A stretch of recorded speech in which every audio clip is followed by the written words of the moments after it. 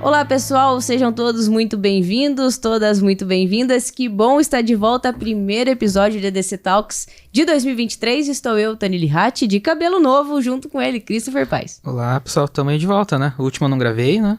Verdade. Estamos aí. Verdade. O Cris não estava preso, gente, tá tudo bem. Ah. Nem foi pro BBB. Talvez as pessoas achassem que você tivesse ido pro BBB. Não, mas ali tava muito cedo, né? Não, mas você saiu agora, bobo. Não, mas eu não... É recente. Ah, é verdade. Não, mas não iria, não. Imagina eu no BBB, cara. Ou eu ganhava, na verdade, ou eu era... A galera não... Na verdade, a segunda opção era mais plausível, né? A galera não ia me aguentar 2 dias lá. Não, eu acho que você não ia ser eliminado tão rápido. Não, ia ter outras pessoas pra ser eliminadas antes. Cara, é que eu não ia participar das coisas, na verdade, né? Prova de resistência, você não ia nem começar. A hora que eu começasse a explicar, eu já tava lá dentro da casa, assim. Mas uma coisa que eu ia fazer era colocar o carro... A hora que ela prova de ligar o carro, eu ia jogar o carro na piscina. Isso eu ia fazer. Com Talvez certeza. eu fosse processado, mas enfim. Eu acho que a Fiat não ia ficar muito feliz. É do jogo, né? Mas é só um eu ia detalhe. fazer isso. Sim, então, se me colocarem um dia, eu vou fazer isso. Então, tá jogada a promessa. Boninho, se um dia você estiver vendo algum vídeo do Cris pra escolher ele pro BBB, fica aí o aviso que talvez não seja tão boa ideia assim. Não. E hoje a gente vai falar um pouquinho sobre as tendências de 2023 e claro que nós não estamos sozinhos. Trouxemos aqui o Bruno Henrique, nosso parceiríssimo aí de vários projetos, também especialista em marketing digital, especialista em tráfego pago, né? Arrisco dizer que, se não o melhor, um dos melhores aqui de Ponta Grossa. Seja bem-vindo, Bruno. Obrigado pelas palavras, né? Olá, pessoal. Olá, quem tá assistindo a gente nesse podcast. Eu fico muito feliz pelo convite, né, de vocês trazerem aqui para falar sobre esse assunto, né, que começou o ano com o pé direito, né, 2023. A gente vai ir para quase 13 anos de mercado digital pulsando, né? Então, fico uma honra estar aqui. Acho que espero poder compartilhar com vocês e agregar para vocês aí esse assunto que tendência de marketing é um assunto assim, que é sempre um desafio, ainda mais no nosso mercado que está mudando toda hora. Mas a gente vai tentar dar uns pitacos aqui, vai tentar colocar algumas coisas aqui para ver se a galera junta esse quebra-cabeça e consegue ter um 2023 muito bom. Maravilha. Bruno, eu queria que você aproveitasse, né, o momento de fazer seu merchan também, contasse um pouquinho aí da sua empresa, Claro. Quais são os principais segmentos que vocês trabalham e os principais objetivos, né, para 2023. Perfeito, Tani. Então, para quem me conhece, né, eu sou o Bruno, eu sou sócio da La Fonte Gestão de Tráfego. Então, é uma empresa que vai caminhar para o seu 3º ano aqui de existência, né? Eu estou no mercado há mais de 5 anos já como gestor de tráfego e a La Fonte nasceu, que a gente fala do inconformismo, né? De ver muitas pessoas entregando um serviço que, no fundo, elas não sabiam muito bem o que estavam fazendo, né?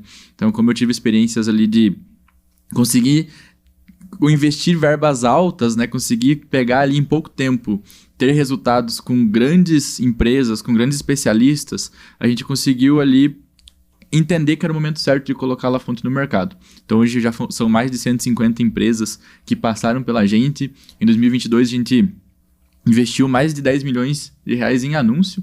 E esse ano, a gente está com algumas metas, alguns objetivos, que é aumentar a nossa base de clientes, né? Nosso objetivo macro é atender 0,5% do mercado brasileiro, que são 11 mil empresas, né? Então a gente está nesse caminho ainda, né, de atender esse número, mas hoje a gente está com mais de 100 clientes ativos, estamos atendendo em média ali mais ou menos uns 200 mil reais em anúncio por mês, e esse ano a gente vai expandir para escola, para tech, com aplicativos, com tecnologia.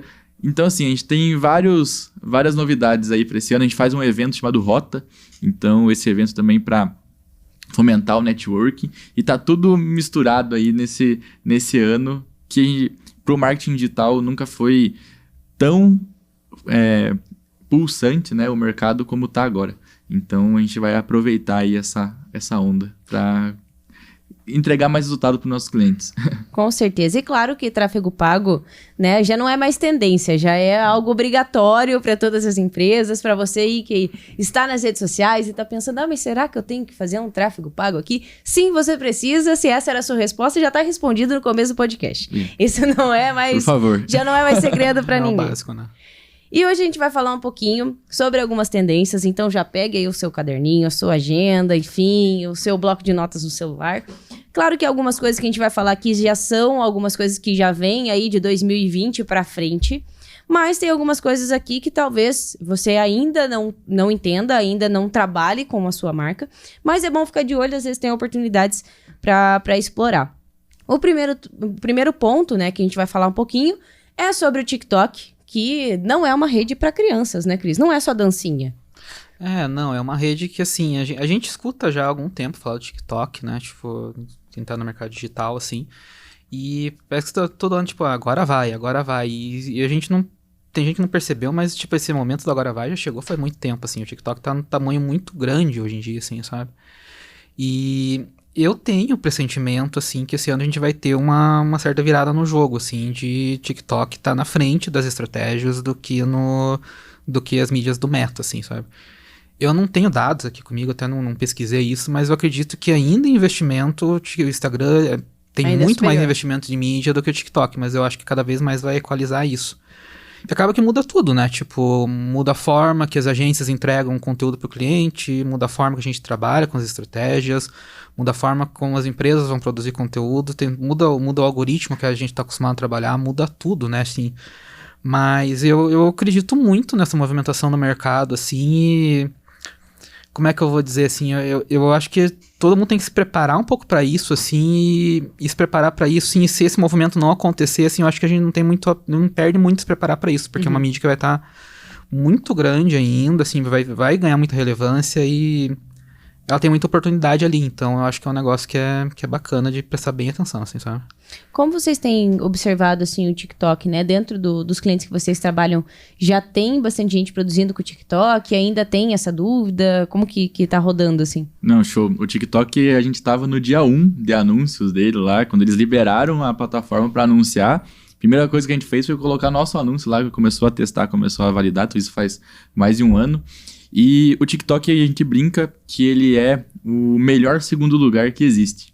Por quê? Eu concordo muito com o que o Cris falou, que o TikTok ele é a rede que, em relação à produção de conteúdo, ele é o principal. Só que ele tem um porém, que em algumas estratégias de marketing, quando a gente vai ir para o TikTok, para empresas, se a gente não sabe moldar muito bem os criativos nessa rede, ele pode ser uma plataforma que entrega muito clique, mas pouco resultado, né? E ele é o melhor segundo lugar que a gente brinca, porque quando a gente consegue colocar uma estratégia de Instagram, de Facebook, de Google muito bem acertada, quando a gente tem ali uma base nessas plataformas que elas estão há mais de 10 anos no mercado, não dá para negar que são os maiores. Se você não tem um Meta, um Google bem estruturado, não adianta investir em outras, porque a massa ainda está por lá. Então, o TikTok ele vem com uma tendência de ser a rede que vai trocar, né? Ela tem como essa premissa, né? Trocar a atenção do usuário do Instagram para o TikTok. Eles têm uma coisa que dificulta muito, que é a troca rápida de tela. Então, o TikTok ele tem por essa premissa trocar de tela rápido, né? Você vê 15 segundos de troca, vê 10 segundos de troca, e é uma troca e você acaba não criando conexão genuína com nenhum produtor de conteúdo ali, você tá vendo aquele frame, e isso para empresas pode ser um pouco perigoso, no sentido de criação de jornada de compra, no sentido de esteira de produtos. É muito bom pro anúncio, né? O anúncio aparece, chama atenção, a pessoa entra na tua página, você captura, mas você vai precisar de um remarketing em outra plataforma. Então, o TikTok ele vem como essa alternativa. Lá na La Fonte a gente tem TikTok em vários clientes, a gente utiliza para distribuição de conteúdo, por exemplo, ele é fenomenal, porque é uma rede que está com CPM baixíssimo, né? CPM que é o custo por 1000 impressões, né? Quanto que custa para a gente aparecer para 1000 pessoas, né? Para 1000 vezes naquela plataforma. E está com CPM baixíssimo, então a gente consegue ter menos concorrência, digamos assim. Mas tem que saber utilizar. Não é você pegar apenas um corte do Instagram, você pegar um vídeo que você pegou ali de forma que ele ia para televisão, diminuir para 10 segundos e colocar no TikTok. Pode ser que funcione? Talvez, mas não é utilizar o 100% da plataforma. Eu acho que até uma tendência de marketing, principalmente para os profissionais de marketing que estão no mercado, é justamente ter essa flexibilidade. Entender que nem todo cliente vai precisar de TikTok, nem todo cliente vai precisar de um LinkedIn, nem todo cliente vai precisar que você faça determinadas plataformas, você vai precisar ser mais adaptável. Né? A gente, como no dia a dia, a gente precisa entender quais plataformas são as principais para aquele cliente e como que a gente molda a nossa estratégia para que aquela época que, vamos pegar aqui, vamos fazer um material, a gente vai destrinchar para outras plataformas, que daí o post do LinkedIn, ele é o post que é o carrossel que está no Instagram, que é aquele texto do LinkedIn virou um carrossel para o Instagram. Se não souber adaptar no momento que a gente está esse conteúdo, ele pode ser um tiro no pé. Pode ser mais naquele momento que a gente fala que entrega muita métrica de vaidade, muito seguidor, muita curtida, mas no final é a venda que importa, né? E a gente tem muito essa questão da venda muito, muito clara, porque é o nosso trabalho, né? Mover o mercado para gerar venda. Eu vejo que tem 2 fatores, assim, bem positivos ainda que o TikTok traz para nós, que é justamente uma linguagem que ela ainda está se adaptando, né? Então, no começo, realmente, pelo menos aqui no Brasil, parecia que TikTok ia ser só dancinha. E aí depois, cara, dependendo dos assuntos que você gosta de acompanhar, tem muito conteúdo e muito bom no TikTok. E aí foi se criando novos formatos. E eu acho que um ponto muito positivo que o TikTok ainda tem é a boa entrega no orgânico. Né? Ele ainda ainda é possível viralizar no TikTok sem, assim, não sem esforços, né? Esforços tem que ter. A frequência, ele exige uma frequência muito maior do que o Instagram, ele pede mais isso, né?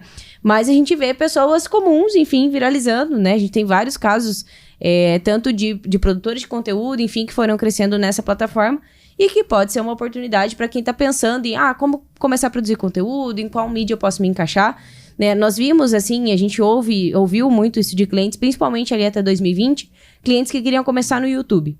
E o YouTube hoje já é mais difícil você conseguir views se você não investir. O TikTok, por outro lado, ele parece uma plataforma que ainda está um pouco mais honesta, né, com o orgânico.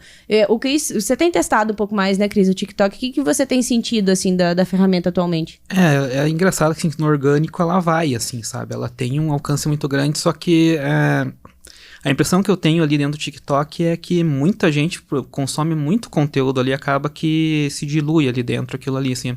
É todo um comportamento diferente, assim, eu acho que a gente levou tantos anos para entender o comportamento dentro do Instagram, e daí o Instagram tem um comportamento do público dentro dos stories, tem um comportamento no feed, e tem um comportamento no Reels, que o Reels do Instagram é outra mídia que é o que o feed, assim, sabe? A gente joga às vezes coisa lá e às vezes eu não sei nem muito bem o que roda dentro do Reels, tipo, é um negócio, é outro aplicativo, basicamente, ali dentro, né? E o TikTok, ele tem muito disso, assim, eu tenho visto muita gente produzir conteúdo de tutorial dentro do TikTok, aqueles conteúdos narrados, assim. Então eu vejo, assim, que tem muita gente que hoje em dia, quando vai buscar alguma coisa, lógico que o Google é absoluto nisso, assim, e vai ser por muitos anos, mas já tem gente que já busca ali, essas gerações mais novas já buscam mais coisas no TikTok. A minha irmã, esses dias eu fui ver, ela tem, tipo, 6, 7 mil seguidores no TikTok lá, eu nem sabia que ela mexia no celular ainda, assim. E, tipo, é o público de uma criança de 14, 15 anos que mexe ali. Tipo, esse público todo usa muito essas mídias ali. E eles estão acostumados a buscar no social, né? O que pra mim também não... Assim, a minha cabeça de um cara de 32 anos, por que eu vou buscar no social se eu tenho o Google que me dá a resposta mais fácil? Mas eles são acostumados, assim. É uma geração que já nasceu com o celular na mão, basicamente. Então, tipo... Tem coisas que a gente vai ter que entender como é que essa geração nova se comporta, como é que eles absorvem as mídias para vender para eles, né? Tipo, a gente tem esse poder de vender para eles. O Klotter fala muito no Marketing 5.0 do choque entre gerações, né? Que a geração mais velha acha que tem que ser de um jeito, a geração mais nova acha que tem que ser do outro. Um acha que o outro é antiquado, o outro acha que o outro é burro, sabe? Então, tipo... entender muito como essa geração nova funciona, eu vejo que o TikTok é o caminho para isso, assim. E vai ter outras mídias que vão surgir no meio do caminho. A gente tá falando do Be Real, tipo... É um negócio que eu olho, porque aquilo ali não me encaixa muito bem. Como é que eu vou encaixar qualquer coisa ali dentro, né? Tipo, como é que eu vou planejar qualquer tipo de conteúdo ali dentro? Eu não sei nem se aquilo ali vai pra frente de alguma forma, mas é um formato que talvez pegue pra outra mídia, talvez surja outra mídia, sabe? Então, esses comportamentos desses públicos novos é interessante a gente olhar e... Eu acho que vai ser bom pro mercado tudo isso, sabe? Tipo, de ter essas opções novas, a gente ter comportamentos novos, a gente tem que se adaptar a um tipo novo de anúncio, um tipo novo de produção de conteúdo, vai mexer com a agência vai ter que... A gente, como agência, vai ter que pensar em formas novas, outras agências vai ter que pensar outras formas, sabe? Então é bom que tenha essa mexida ali, porque vai trocando também, né? Quem não se adaptar vai saindo. É bom que tenha isso aí que, sim, desafio a gente não...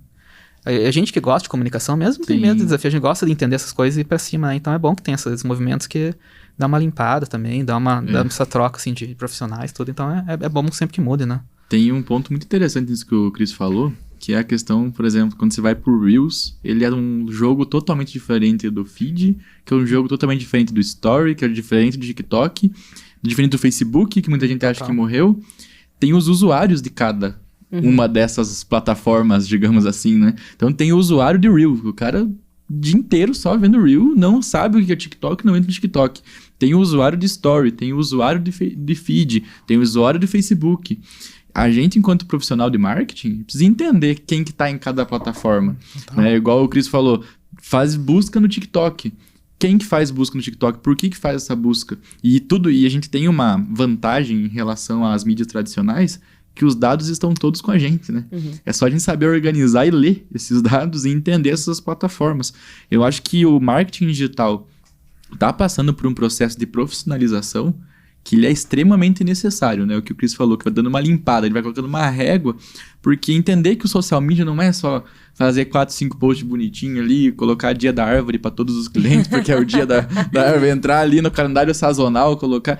Não, ele exige um entendimento de comportamento do usuário, exige um entendimento de como que o que o usuário quer ver naquela plataforma. A gente tá falando agora de conteúdo, né? Então, como é que a gente consegue acoplar a usabilidade daquela mídia entregando valor para o usuário, né? Resolvendo uma dor do usuário. Então, eu acho que uma tendência, né, também para essa nova época, digamos assim, do marketing, porque está acontecendo realmente essa mudança, né, de entendimento, a gente está profissionalizando mesmo a área, é entender o usuário em cada uma dessas plataformas. O Facebook não morreu, o Facebook é uma das redes sociais que cresce todos os dias, só que ele tem uma forma de utilizar.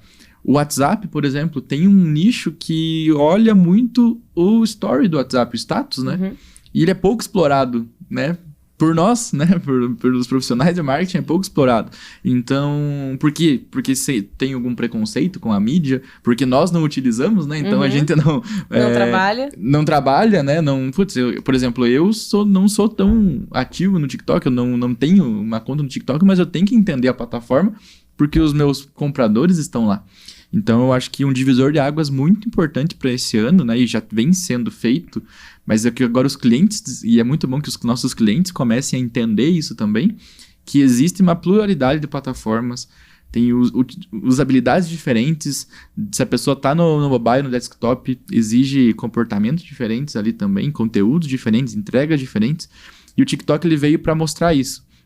Quanto tempo demorou pro Facebook ganhar do Orkut como rede social? Ganhou anos. Quanto tempo o TikTok demorou para ser a rede social mais baixada? Tá cada vez mais rápido. E os dinossauros do marketing, né? Se não se adaptarem, vão acabar ficando pro caminho. O nosso jogo é um jogo de resiliência e quem ganha é quem consegue se adaptar mais rápido. Né? Não é quem tem o melhor método, quem é o mais forte, é quem consegue se adaptar mais rápido à realidade.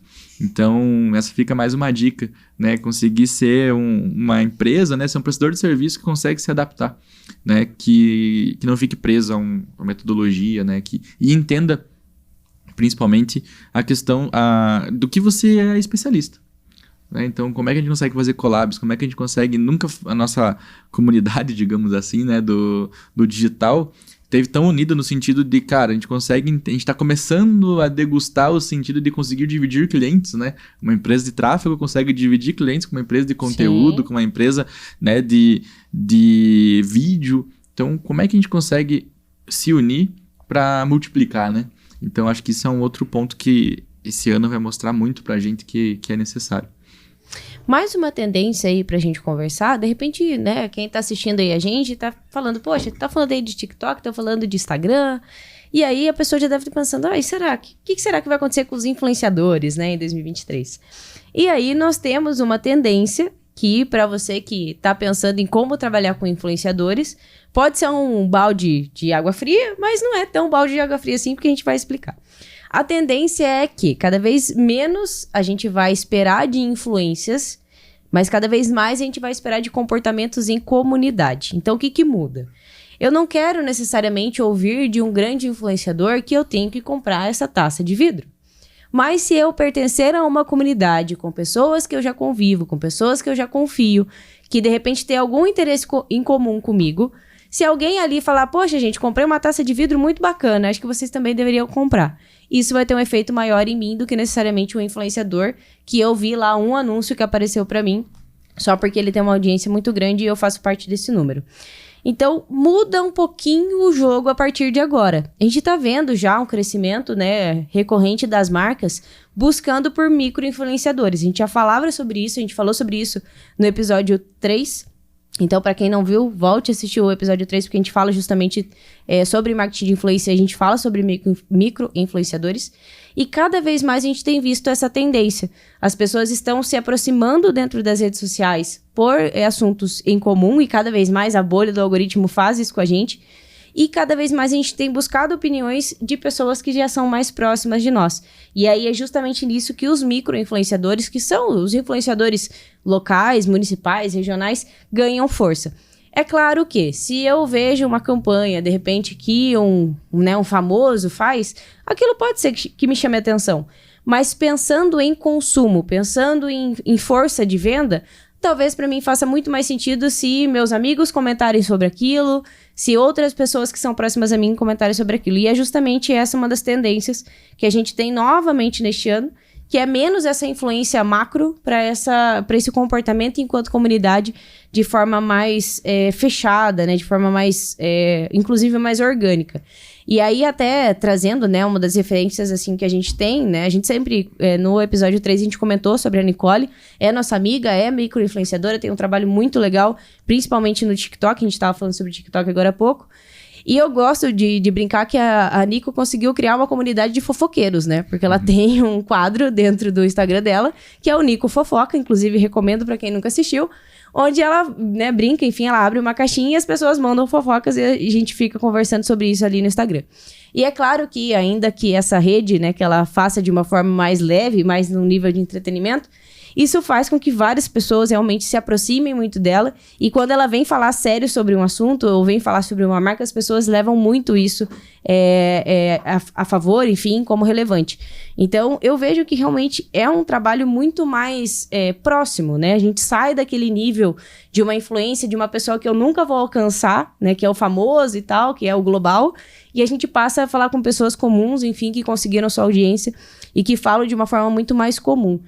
Cris, como que você vê, assim, essa tendência? Você consome conteúdos, assim, em comunidade? O que você observa, assim, desse movimento? Eu vejo que é um movimento de mercado que acabou, que há uns anos já a gente vem vendo isso, assim, que não é nem que os influencers estão tendo algum desgaste, assim, sabe? Mas é que tem tanto influencer, tem tanta gente com tanto seguidor, assim, que essas pessoas acabam se tornando, às vezes, inatingíveis, né? Então, às vezes, você tem uma pessoa, um micro-influencer mais perto, que você tenha contato com ele e que esse grupo de pessoas consiga construir alguma coisa e levar pra frente, é bem bacana, assim. A gente tem uns cases no mercado, assim, que são bem interessantes, assim. Tem um que é eu tenho visto bastante crescer as newsletters nos últimos anos, assim. E é um negócio engraçado que, tipo, uma comunicação por e-mail tá crescendo, algumas comunidades específicas, assim. Mas a gente vê, tipo, por exemplo, a The News, que é uma newsletter lá, que ele já tem outras ramificações ali. Aquilo ali virou um negócio muito grande, sabe? E é uma comunicação que é para aquele grupo ali. Então, tipo, é uma comunicação dirigida para aquele grupo. As pessoas conseguem colaborar, elas conseguem mandar comentários, elas comentam entre si, isso forma uma comunidade em volta de uma mídia. Tem uma que é a Beats to Brand também, que é da Beatriz, que é, tipo, tem 20 mil assinantes ali.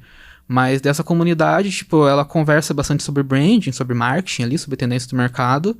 Uma comunidade de 20 mil pessoas e que 20 mil pessoas consomem aquilo ali. Então, daí a gente vai colocar aquilo ali num Media Kit. O que vale mais? Você tem um influencer de 1 milhão de seguidores que, sei lá, tem 1 milhão de visualizações num vídeo, ou uma newsletter que 20 mil pessoas abrem um e-mail e leem, sabe?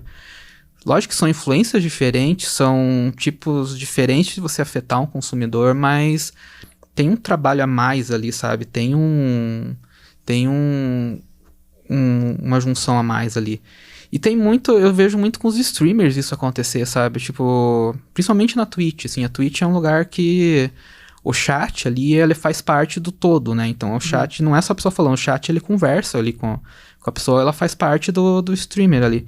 E esses streamers, às vezes, tipo assim, dentro dos chats, as pessoas conversam entre eles ficam amigos entre eles dentro dos chats. Geralmente, sim, os caras, eles fazem, eu tenho um plano de apoiar lá, e dentro do apoio tem um grupo fechado. As pessoas conversam entre elas ajudam a produzir conteúdo, sabe? Eu tava vendo nos meus stories no fim do ano, o Luigi, que é um cara que eu sigo ali, ele tem um grupo fechado ali de alguns seguidores dele, e esses seguidores foram lá pra cidade dele, que é lá em Salto de Tararé, pra passar o ano novo com ele, tipo, umas 50 pessoas, assim, sabe? Tipo, cara, de volta, assim, você fazer uma pessoa assistir um vídeo é uma coisa, você fazer um cara sair da cidade dele pra ir pro interior do Paraná, passar o ano novo com o cara, tipo, é um negócio que, assim, ele tem uma influência sobre esse cara muito grande, assim, sabe? Então, e é um cara que não precisa, assim, o cara não tem como levar 1 milhão de pessoas pra cidade dele, mas ele tem uma influência de levar um grupo ali dele, e ele tem um poder de influência influência até de compra sobre esse cara que é muito grande, assim. Então, eu vejo que cada vez mais essas comunidades pequenas, assim, tipo, comunidades de influencers menores, que tem uma troca maior, que as pessoas conseguem colaborar entre elas, assim, é um negócio, assim, para as empresas ficarem de olho, assim, ficar de olho, tipo, como é que eu consigo formar um grupo de pessoas que apoiam a minha marca, que conseguem colaborar, que conseguem fazer com que elas me dão dicas sobre o meu produto, como que eu consigo melhorar, criar junto com eles. Eu vejo que é um movimento que é bem interessante no mercado, assim, é bem interessante no mercado, que as empresas podem se aproveitar bem dele. O Ícaro de Carvalho já dizia, né, que a internet não é um mar aberto, ela é composta por vários baldes, né, e o que determina os assuntos que você vai trazer é o balde que você cria, né, e justamente esse movimento de comunidade, ele fica muito mais forte quando pessoas reais começam a falar sobre problemas reais, problemas do cotidiano, problemas que as pessoas do dia a dia também têm. Só que a internet, nos últimos anos, o que acabou acontecendo? Eram pessoas reais que falavam de problemas reais, geravam uma comunidade, essa comunidade aumentava, daqui a pouco ela tinha 15, 20, 30, 50 milhões de seguidores, já virou matriz global, já saiu daquela proximidade que ela tinha com a comunidade dela, e aquela audiência fica com saudade, fica precisando de alguém para ficar próximo, para conversar, porque um ponto muito importante disso, que até mesmo que o Chris falou, é a criação em conjunto. A Twitch mesmo, ela é algo que o efeito Casemiro, por exemplo. Casemiro, ele cria em conjunto com a comunidade dele. Então tá todo mundo ali, aquelas milhões de pessoas mensais estão criando a live junto com ele, não tá sendo algo impositivo, é esse aqui que eu tenho para vocês e pronto. A hora que as marcas entenderem que elas precisam criar junto com a sua comunidade, junto com os seus consumidores, elas vão começar a criar esse senso muito mais forte, principalmente na internet. A gente vê muito isso em relação a infoprodutores, né? A gente trabalha com alguns infoprodutores e eles vêm falando assim, eu não sei o que eu vendo, eu não sei a dor que eu resolvo, né? Mas eu quero vender um infoproduto de X coisa, mas eu tenho dificuldade, a pessoa não vende. Por quê? Já perguntou pra tua audiência o que ela quer? Né? Tem aquela frase, né?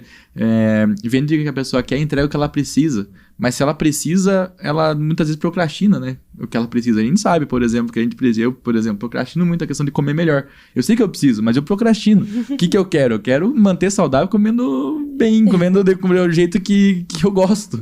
Né? Então, tem que vender o que a pessoa quer, entregar o que ela quer e no meio do caminho se mostrar o que ela precisa. Né? A comunidade faz a pessoa entender o que ela precisa. Né? Então, eu acho que esse movimento de comunidade é a questão do balde, né? Criar o seu próprio balde, manter esse teu balde intacto, né? A gente pode ver quando acontece aquelas guerras de cancelamento, né? Uma pessoa é cancelada, vem toda a comunidade dela defender aquela pessoa, ele fica aquela guerra de narrativa, né? Tipo, não, mas ele tá sendo cancelado, mas veja bem, não é bem assim. Então, as marcas, elas precisam entender isso, que não é, toma meu produto, consuma, vem aqui depois e consuma de novo e consuma de novo.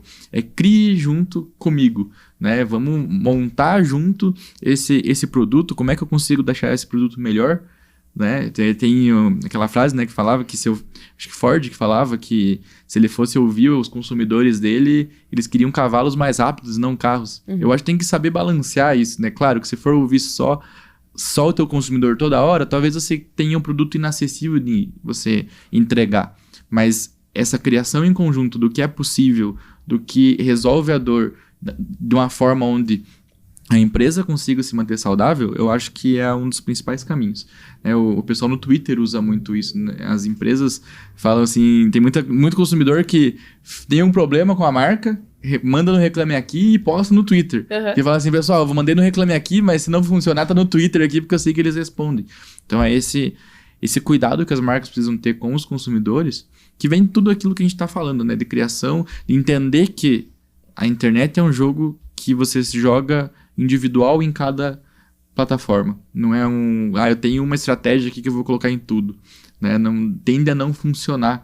Ou se funcionar, ele tende a não ser sustentável. Quantas pessoas, quantos players, quantas marcas a gente viram crescer, não conseguir se sustentar e acabar. Né? No mercado de infoproduto tem vários, né, que cresceram ali, não souberam criar um negócio em cima disso e acabaram ficando no meio do caminho. Porque não souberam utilizar esses recursos que a gente tem, né, no online, que é essa criação principalmente de comunidade. Né, de ouvir, melhorar em cima do feedback que a gente recebe. Então, acho que isso é muito importante e é para esse ano e para os próximos, é muito importante a gente estar atento a esse detalhe. Quando você, Bruno, falou sobre o Cazé, querendo ou não, a gente perpassou por duas tendências, que são as que a gente vai conversar agora, que são as produções simples, mas bem feitas, né? O Cazé grava, até hoje ainda grava, do quarto dele, então extremamente simples, mas muito bem feito, ele consegue conversar com a comunidade dele, né? Ele mantém o chat ali ativo, ele vai respondendo as pessoas ali em tempo real. E também a questão do infoentretenimento. Então, a gente tem informação, você traz informação, mas você faz isso de uma forma muito leve. Nós tivemos ali, né, um momento, se a gente for pegar, eu trabalho, né, dentro do digital desde 2017, o Cris tá desde 2010, 12? 2010. 2010. Então, eu peguei ali de 2017 para cá. E eu me lembro que havia um período em que a gente estava muito... a gente tem que ter vídeos longos no YouTube para falar sobre determinado assunto.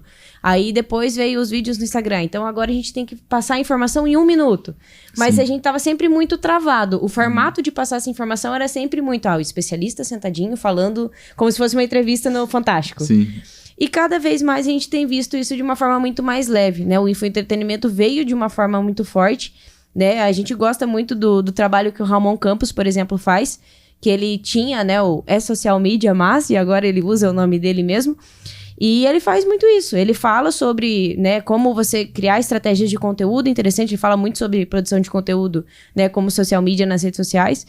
E ele fala o tempo inteiro de dicas de como produzir conteúdo e tal, só que ao mesmo tempo ele faz isso de uma forma muito leve. Então ele usa memes, ele usa os vídeos que estão em alta para trazer informação. E ele é só um exemplo, né, que acaba que a gente segue bastante. Inclusive foi um dos convidados nossos, ainda no nosso antigo podcast, que era o Marketing Criativo. Tem ainda disponível no Spotify, quem quiser procurar vale a pena, porque é um conteúdo muito bom. E realmente a gente fala sobre isso. Poxa, como é que eu posso trazer informação de uma forma que também não fique forçado, uma brincadeira, uma coisa leve e tal, mas que você gere esse infoentretenimento. O próprio podcast, né, como a gente tá fazendo aqui, ele vem já nessa pegada do infoentretenimento, né? Ele quebra um pouco essa ideia do, o especialista falando de jaleco sobre determinado assunto. Sim. Ele...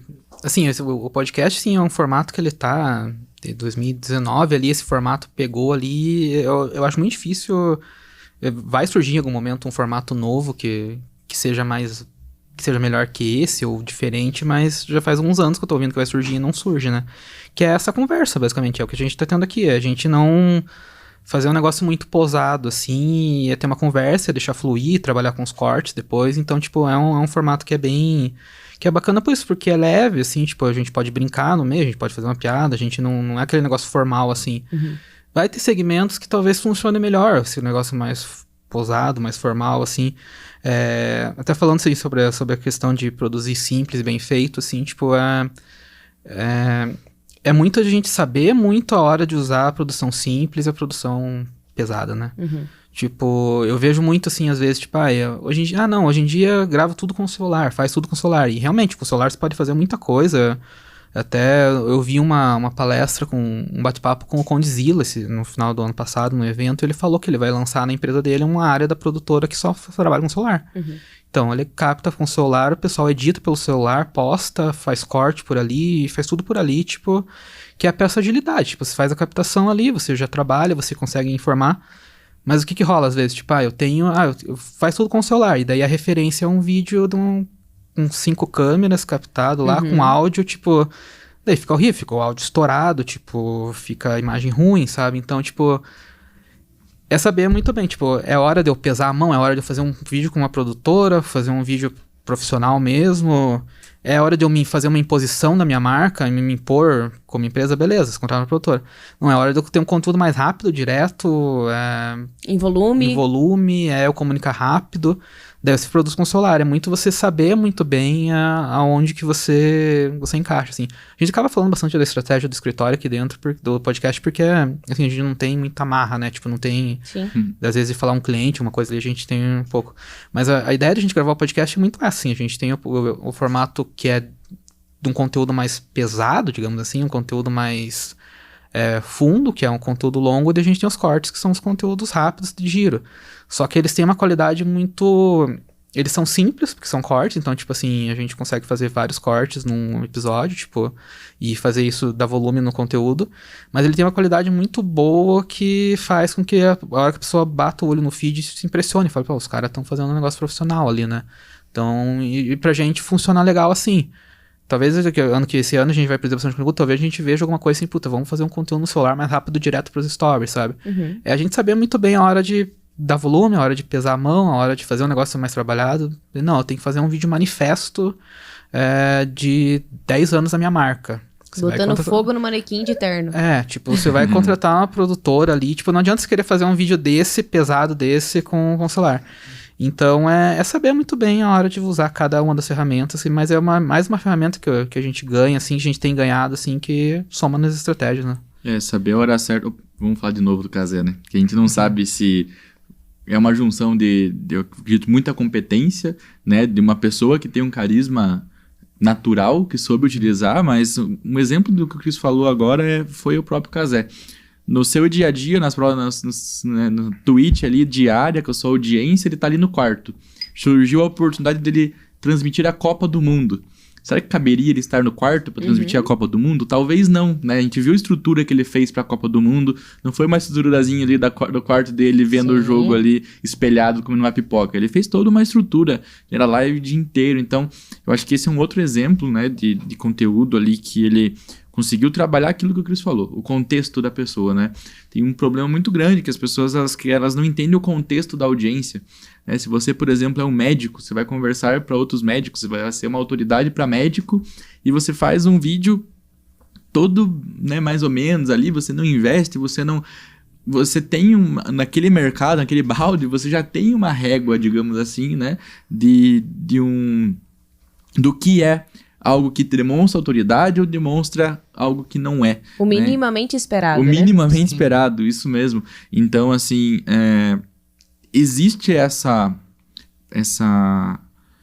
esse momento em que saber como você conversa é muito importante. Lembrando, né? Os dados estão aí, a audiência está aqui para falar com a gente. A gente nunca foi tão possível a gente entender o que o nosso consumidor quer como agora. A gente, como profissional de marketing, é nosso papel entender o que os nossos clientes estão buscando. Os dados estão com a gente. Então, quando a gente faz um anúncio, por exemplo, com o fundo amarelo ou com o fundo verde, a gente vai entender que o fundo amarelo ele vai funcionar muito mais. Por quê? Né? Então, vamos explorar mais o amarelo. Por que a gente fica testando o verde? Né? Então, a gente tem que fazer essas análises. Os dados, né, eles são o novo petróleo. Então, a gente precisa olhar, mesmo que seja no social media, mesmo que seja na produção de conteúdo, né? Então, se vocês entendem aqui, por exemplo, no podcast, já que nós também usamos o exemplo daqui, que um formato X, né, ele funciona melhor, o pico de audiência é em tal minutagem, como é que a gente consegue explorar mais esses minutos, né? Como é que a gente consegue, talvez, deixar com que esses minutos se estendam ao longo até para a pessoa assistir até o final? Como é que a gente consegue explorar melhor os cortes, né? Esses cortes engraçados, eles funcionam mais que os cortes mais de conteúdo? Como é que a gente consegue fazer esse balanço? O que não pode ter é preguiça. Porque não existe fórmula pronta, né? Não existe... E tem muita gente no mercado que copia algo que já existe, cola e acha que essa é a fórmula, né? Acha que, como está sendo disseminado, né, algo que a internet é um meio fácil de você ter uma profissão, e é mesmo, comparado com vários outros meios, né? Cada ano a internet vai ganhar cada vez mais influenciadores profissionais, né, produtoras de vídeo, fotógrafos que vão utilizar a internet como forma de se sustentar, mas ao mesmo tempo a gente precisa ter uma coerência, né? Precisa entender que só porque é simples não quer dizer que é fácil. Quer dizer que todo mundo que não vai ter uma estrutura minimamente vai continuar. Eu vou citar a própria gestão de tráfego. Nós estamos num mundo onde, né, a gente tem muita demanda de gestão de tráfego para pouco profissional que sabe trabalhar bem. Não só na gestão de tráfego, mas no marketing digital em geral, né? Por exemplo, nosso mercado, 0,5% de mercado de empresas que não são MEI, né, que são e-mail para cima, são 11 mil empresas, né, 0,5% desse mercado. Não tem 11 mil profissionais de tráfego, né, qualificados ali que estão dispostos a atender, né, todo dia. Então, tem muita demanda, tem muito espaço. E se a pessoa não tiver preparada, o carinho do tráfego, por exemplo, né, que é uma profissão hoje que, eu sou o gestor de tráfego sozinho. Até quanto tempo ele vai ficar sendo o gestor de tráfego sozinho? Ele vai precisar evoluir para uma estrutura de empresa, por exemplo, de atendimento ao cliente mais perto, porque agora os clientes estão começando a ter uma comparação de resultado, principalmente, de atendimento. Não é mais você olhar o custo por lead. Custo por lead já virou métrica de vaidade, né? Tipo, você diminui o custo por lead, quanto que deu de venda? Não sei. A gente não olha, por exemplo, o lucro líquido dos nossos clientes, quanto que ficou mesmo daquela ação de marketing, principalmente na parte de tráfego pago, né, que é o que a gente trabalha, a gente não consegue mostrar para ele que está dando resultado. A pergunta que vem não é mais o que é isso, é como que vocês sabem me dizer que deu resultado ou não, porque eu já tive 4, 5 empresas que não sabiam me dizer. Então, né, conectando com tudo isso que a gente falou de criação do infoentretenimento, é saber utilizar as métricas, saber utilizar a narrativa que você quer colocar. Quero colocar uma narrativa mais leve, então eu não preciso de muita produção. Eu quero demonstrar algo mais pesado, eu quero demonstrar algo mais... quero apresentar isso de uma forma onde mostra, eu produzi, eu tive um cuidado. Então, acho que é mais ou menos por aí, assim, que eu vejo essa questão do infoentretenimento, né? É a gente saber utilizar isso da narrativa que a gente quer demonstrar no cliente, né? Uma outra tendência que a gente tá, assim, começando a acompanhar e que até a gente não... Analisando, né, isso tudo que a gente tá trazendo para vocês é um estudo, né, que a gente acompanhou e que saiu e a gente estudou sobre ele para trazer aqui para vocês um resuminho de tudo que eles falaram. Que é uma tendência que a gente até não esperava, que é o live selling. Que é justamente você trazer promoções dentro de um programa, uma coisa meio Silvio Santos, mas ao mesmo tempo Polishop, enfim, é uma confusão. E que, aparentemente, a Globo testou recentemente um programa assim, e a gente já está começando a ver uma movimentação nesse sentido. Nós tivemos, por exemplo, na Black Friday, o lançamento Americanas fez uma ação muito forte assim, no ano retrasado já também fez.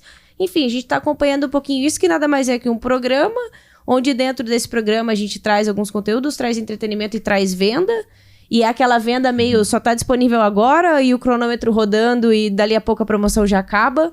E aí, como será que a gente vai acompanhar isso? É claro que para as marcas menores, né, que muito provavelmente você que está acompanhando a gente ainda não faz anúncio na TV e tal, talvez não utilize dessa tendência. Mas é algo para a gente acompanhar, porque é uma coisa que a gente fazia um tempo que não via, né? Exceto dentro do canal da Polishop, fazia um tempo que a gente não via.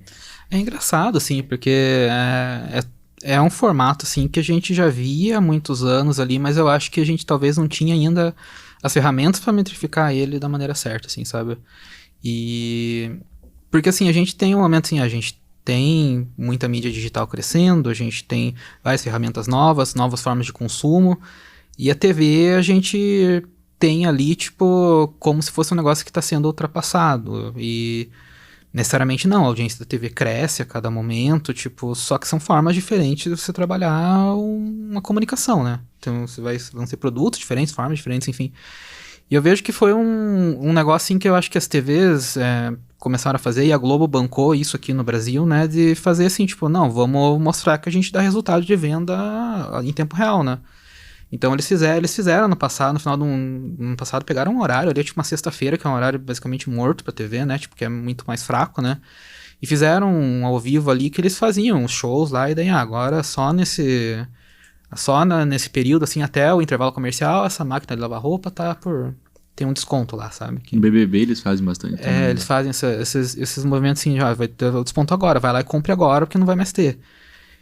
E, tipo assim, é um negócio assim que eu vejo assim que, cara, a venda vai estar ali. Tipo, vendeu agora, não vendeu, a promoção não deu certo, sabe? Então, tipo, você consegue metrificar de uma maneira muito mais rápido e isso aí deve dar um volume de, putz, beleza, vendeu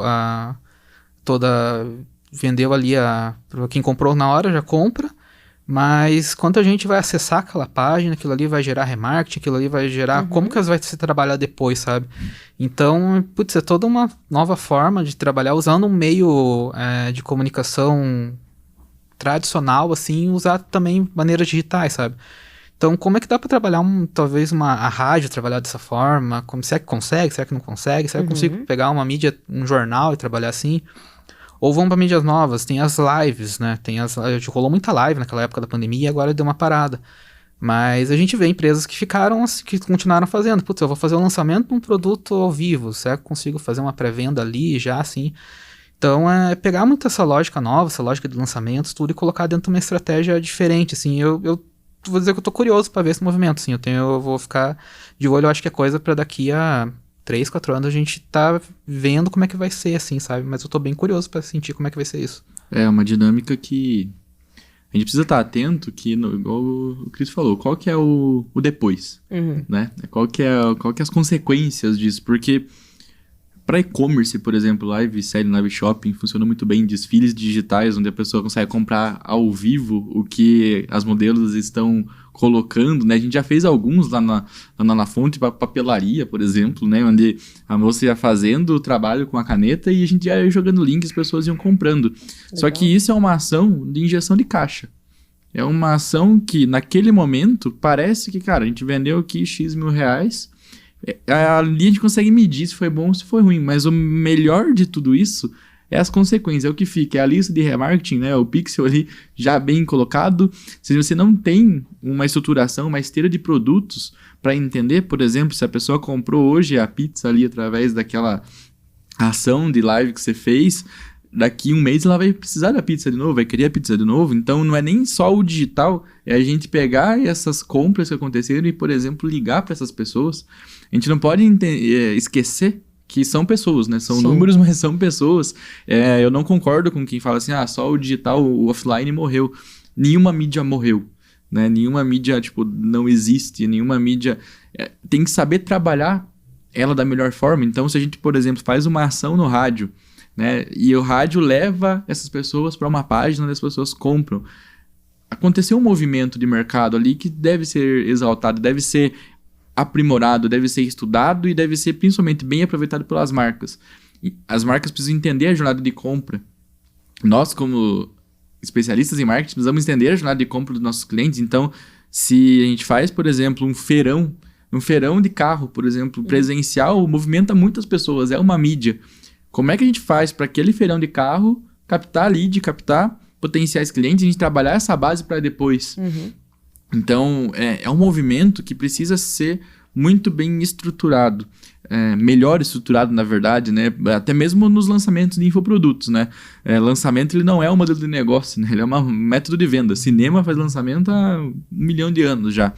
Se os infoprodutores não têm uma estrutura de negócio com outros produtos, com downsell, upsell, com outras formas de resolver a dor daquele cliente, entender essa jornada, só de lançamento não se vive mais, né? Já passou aquele momento onde a gente fazia lá ROI 10, ROI 15, ROI 20 no lançamento, né? Investia R$1.000 e faturava 600 mil. Isso foi uma época que passou. As empresas de infoprodutos que não são escolas, que não tendem a ser negócios, elas tendem a ficar pelo caminho. Então, é um movimento que vai crescer, óbvio, só que ele tem que ser muito bem explorado esse depois, assim, sabe? A onda passa e o que fica. Essa lista pra gente trabalhar, esse remarketing, enfim. Assim que eu vejo as lives, mas é muito forte, assim, pra utilizar como injeção de caixa, é muito poderoso. E pra quem tá assistindo deve estar pensando, meu Deus, né? Várias coisas aí, e agora o que eu faço com esse monte de informação? Como que eu testo? O que eu testo? E aí vem justamente, né, a última tendência que a gente vai passar aqui pra vocês, que é a utilização de metodologias ágeis. A gente precisa testar, a gente precisa colocar à prova, a gente precisa avaliar, ajustar e colocar de volta. né? Isso vale para as nossas campanhas nas redes sociais, isso vale para a estratégia que você está utilizando, para os influenciadores que você utiliza, para o produto que você está colocando no mercado ou está relançando no mercado. Então, metodologias ágeis é uma coisa que o Kotler fala no Marketing 5.0 e que é a grande tendência, né? Mais do que nunca, tempo é dinheiro, ninguém tá aqui para perder tempo, mas ao mesmo tempo a gente precisa testar, né? Para também aquilo que a gente ouve ainda às vezes, eu faço assim a vida inteira, sempre deu certo e vai continuar dando certo para sempre. A gente sabe que isso cada vez mais vai cair por terra e a gente precisa estar testando novas coisas. Cris, como que você vê, né? Você que leu o livro do Kotler, confesso que eu tenho e não li ainda. Conta aí pra nós, Cris, o que você absorveu ali, né, de como o Kotler traz isso e de que forma você avalia que isso vai caminhar a partir de agora? Eu vejo, assim, que até o mercado de marketing demorou um pouquinho pra absorver isso, assim, eu não sei se o mercado inteiro, assim, mas às vezes eu faço uns cursos em, tipo, escola de São Paulo, escola de publicidade, escola de criação. E sempre me incomodava muito, assim, essa aqui é a campanha que a gente fez pro Bradesco, a gente ficou 9 meses construindo o briefing, e daí debatendo as taglines lá para chegar nesse conceito aqui e lançar. E daí eu pegava toda aquela estrutura de planejamento ali que eu pegava e daí eu ia adaptando, né? Tipo, cara, não existe todo esse tempo para ser trabalhado aqui pra gente. Então eu tinha que pegar aquilo aí, o que é útil, o que não é, o que funciona, o que não funciona. No final do ano, agora também eu fiz um curso, assim, que eu peguei muita ferramenta, muita coisa, assim, mas era uma estrutura, um negócio gigantesco, assim. E os meninos que deram o curso lá também, eles atendiam um banco, eles faziam umas estruturas muito grandes ali.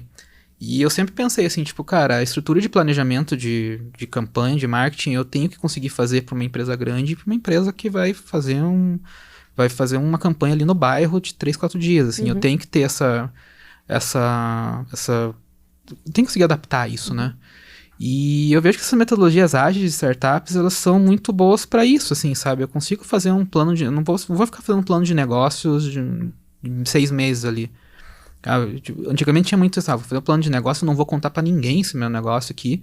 E eu vou ficar meses trabalhando ali, o negócio se não der certo, você perdeu tudo, sabe? Você faz um canvas ali, você já vê a viabilidade, tem outras metodologias, outras formas de ser trabalhadas. Então, assim, se a gente conseguir pegar essas ferramentas e aplicar dentro do marketing, aplicar dentro da construção de uma campanha, a gente só tem a ganhar, né? O cliente só tem a ganhar, as empresas só tem a ganhar. E estava escutando um podcast ano passado ali, e até a menina que estava falando no podcast falou, eu saí de uma agência que a gente ficava 9, 10 meses planejando uma campanha, que é uma agência tradicional, uma agência que queria para Apple, por exemplo, e a gente tem agora, a agência que eu trabalho, a gente trabalha com os sprints, então, tipo, ela vai, o cliente é lá da Hungria, ela vai para a Hungria, fica lá 5 dias, fazendo o sprint da campanha, ela sai com o lançamento pronto, sabe? Então, tipo, assim, é um negócio que fica bem feito, fica redondo, assim, porque essas metodologias são testadas dentro das startups, assim. A gente tá acostumado a ver hackathon de criação de ideias, de testar e funcionar. Então, tá tudo aí, sabe? Tá tudo aí as ferramentas. É só a gente colocar isso dentro do planejamento de marketing, de uma campanha e aplicar. E acaba que, assim, a gente, como agência, consegue, o setor de marketing consegue, o cliente consegue fazer isso de uma maneira fácil. Então, tipo assim, se eu jogar no Google ali, tipo, canvas de marketing, canvas de planejamento, sprint de planejamento, tem um monte de gente que já fala disso, tem um monte de ferramenta gratuita na internet disso. Então, sim, eu acho que cada vez mais gente usando isso, deixando essas estruturas muito grandes de lado, usando essas mais rápidas, a gente só tem a ganhar também. Tem que saber pra onde quer ir, né? Sim. Qual que é o objetivo que eu quero chegar, em quanto tempo, separo. A metodologia ágil, ela nada mais é do que a gente tirar um processo que no Brasil ainda tem muito das grandes agências, que é um processo artístico. Não que precisa ser feio, mas ele precisa ser funcional, ele precisa trazer resultado, né? Principalmente nós que trabalhamos com marketing digital, marketing de performance. Não falo questão de branding, né? Porque branding ele é uma construção de tempo, né? Ele demanda, mas para nós na vida real, digamos assim, trabalhamos com os clientes que querem resultados rápidos, precisam de resultados rápidos e nos contrataram para entregar esse resultado, não dá para a gente ficar esperando. Principalmente a gente não pode ser reativo. Então, as metodologias ágeis, elas servem justamente para entregar para nós um framework de trabalho, onde a gente consegue validar coisas mais rápido, entregar respostas mais rápidas. É assim que a gente utiliza na fonte. Um framework para entregar respostas mais rápido. A gente deixa o lado artístico de lado um pouco né, tira um pouco do ego de, cara, isso aqui foi uma campanha que eu fiquei 9 meses pra fazer, pra conseguir entregar algo que dá resultado. Eu acho que tem que tirar esse ruído um pouco do nosso dia a dia, já ajuda muito. Que aula, hein? Meu Deus do céu. Quanta coisa a gente conversou aqui. Eu sei que pra você que tá assistindo até agora, deve ter anotado muita coisa. Se não anotou, deve estar pensando, vou ter que reassistir pra anotar. Mas, antes de tudo, Bruno, muito obrigada. Eu que agradeço. É um prazer, né, contar com você como nosso parceiro. A gente já, né, tá aí em vários projetos e é muito bom saber que Ponta Grossa tem profissionais, né, com o nível que vocês entregam, né? A gente tá cada vez com a régua mais alta aqui dos convidados. Daqui a pouco eu não sei mais quem a gente vai conseguir chamar, porque tá difícil já. Mas que bom, né? É bom a gente conseguir entregar conteúdo, né? Coisas aqui, você citou várias coisas que vocês usam na estratégia de vocês. E é justamente essa ideia nossa com o EDC Talks, né? Trazer conteúdo de verdade, coisas que a gente testa, que a gente sabe que dá certo, para que quem tá acompanhando possa testar também. Então, obrigada demais, Bruno. Eu que agradeço o convite, né? Espero voltar mais vezes, né? Eu estou sempre à disposição. Quem ainda não me conhece e quiser me seguir, vou fazer um jabazinho aqui no Instagram. Claro, fique à vontade. É @o_BrunoH. Só me seguir lá, que eles também estão fazendo alguns conteúdos. Tem as novidades da La Fonte lá também. E é isso, eu que agradeço. Tomara que... Tenho certeza que esse ano vai ser um ano transformador de novo, né? Como todos os últimos têm sido. E que a galera possa ter anotado aí e tirado bastante proveito desse nosso papo, que foi muito bom. Cris, sua despedida? Vamos lá, foi um episódio bem bacana, assim. O que eu tenho pra dizer, assim, tipo, a gente sempre ficava trabalhando as tendências, buscando muito essas tendências, estudando, tem muito estudo aí na internet sobre elas, assim. E, cara, assim, tipo, 2022 foi um ano que aconteceu muita coisa já no digital, 2023 vai acontecer mais, 2024 vai acontecer ainda mais, assim. E, assim, eu acho que a gente não pode ficar esperando muito as tendências, a gente tem que ir pra cima e executar e entender elas e fazer, assim, as coisas, assim. A gente tá vivendo um ano que a gente ainda é incerto em muita coisa, tipo, a gente não sabe o que vai acontecer, um monte de coisa. Mas, cara, a gente não mora na Noruega, né? A gente não mora na Suíça, a gente mora no Brasil, a gente tá em crise, desde que eu comecei a empreender, a gente tá em crise e a gente não sabe o que vai acontecer e tá em momento instável. Então, tipo, independente de tudo isso, tem um monte de gente que tá fazendo aí, tá colocando empresa no jogo, tá fazendo lançamento, tá ganhando dinheiro, tá vendendo no digital, tá vendendo com TV. Então, tipo, cara, assim, a hora de colocar projeto no ar é agora, a hora de colocar tua marca no ar é agora e, cara, o que vier, assim, tipo... Todas essas coisas vai sempre ter algum empecilho, sempre vai ter alguma coisa, mas dá pra pôr no ar, assim. Então, vamos pra cima, tira esse elefante branco da mesa, que 2023 talvez seja um ano difícil. Vai ser como todo ano é difícil aqui, né, pra gente, mas tem muita oportunidade no mercado aí. Tem um monte de gente que tá aproveitando elas. Isso aí, que coisa boa. Pessoal, muito obrigada pela companhia de vocês. Muito obrigada por terem acompanhado o nosso primeiro episódio de 2023. A gente fica muito feliz em poder contar com a audiência de vocês.